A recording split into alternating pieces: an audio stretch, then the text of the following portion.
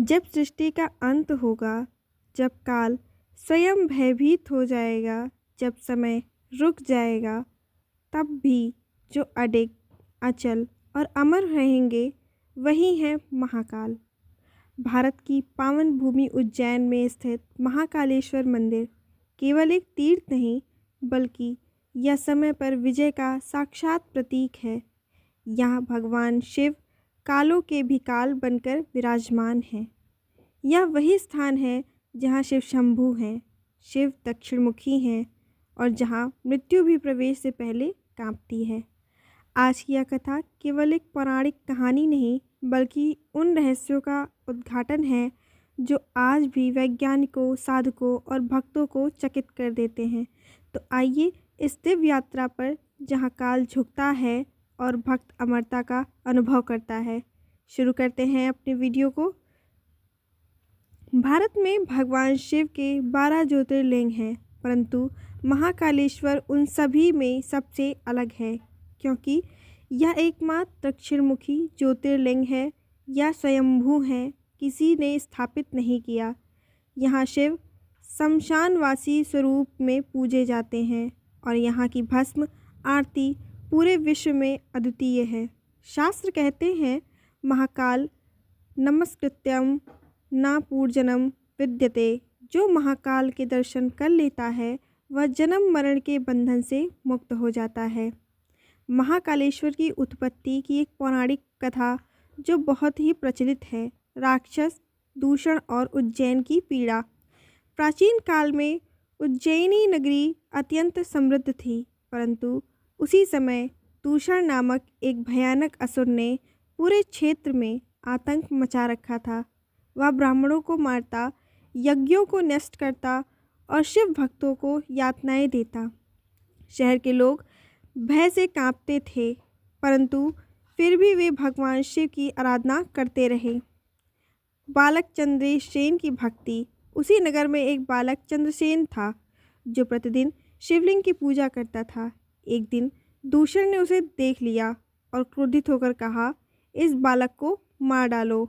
जैसे ही असुर ने आक्रमण किया, पृथ्वी कांप उठी, आकाश फटने लगा और तभी शिव महाकाल रूप धरती के गर्भ से एक प्रचंड प्रकाश फूटा और उसी प्रकाश से प्रकट हुए महाकाल स्वरूप में उन्हें दूषण का वध किया और उसी क्षण घोषणा की, मैं यहाँ महाकालेश्वर रूप में सदा वास करूँगा और अपने भक्तों की रक्षा करूँगा।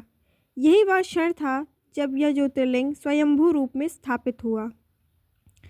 समय के स्वामी महाकाल। महाकाल का अर्थ है जो समय से भी परे हैं। जन्म से पहले भी शिव, मृत्यु के बाद भी शिव और समय के अंत में भी शिव। इसीलिए उज्जैन को काल गणना का केंद्र माना जाता है। यहीं से प्राचीन काल में समय और पांचांग की गणना होती थी। मृत्यु का स्मरण, मोक्ष का द्वार। भस्म आरती। महाकालेश्वर की भस्म आरती पूरी दुनिया में अद्वितीय है। भस्म कहाँ से आती है?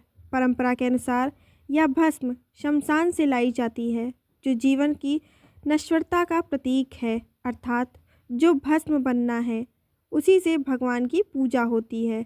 यह आरती सिखाती है, अहंकार त्याग दो, मृत्यु का सत्य और मोक्ष की तैयारी। गर्भगृह का रहस्य। ऊर्जा का केंद्र। महाकालेश्वर का गर्भगृह साधारण मंदिरों जैसा नहीं है। यह भूगर्भ में स्थित है। यहाँ ऊर्जा का प्रवाह नीचे की ओर है। साधक यहाँ ध्यान में शीघ्र प्रवेश करता है। कई योगियों का मानना है यह स्थान कुंडलिनी जागरण के लिए अत्यंत शक्तिशाली है। महाकालेश्वर में नागों की विशेष उपस्थिति मानी जाती है।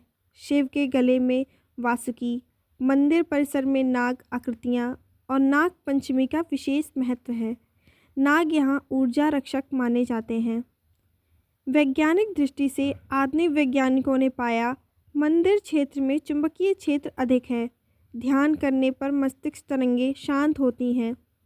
मानसिक तनाव स्वतः कम हो जाता है। अर्थात जहाँ विज्ञान रुकता है वहीं महाकाल प्रारंभ होते हैं।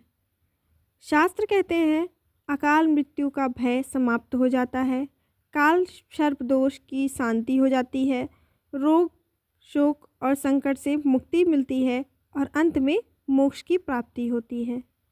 जब सब साथ छोड़ दें, जब समय भी विरोधी बन जाए, तब केवल एक ही नाम काम आता है, महाकाल, जो भूत भविष्य और वर्तमान तीनों के स्वामी हैं, जो मृत्यु को भी मोक्ष बना दे। अगर आपको यह दिव्य कथा स्पर्श कर गई हो तो महाकाल का नाम अवश्य लें।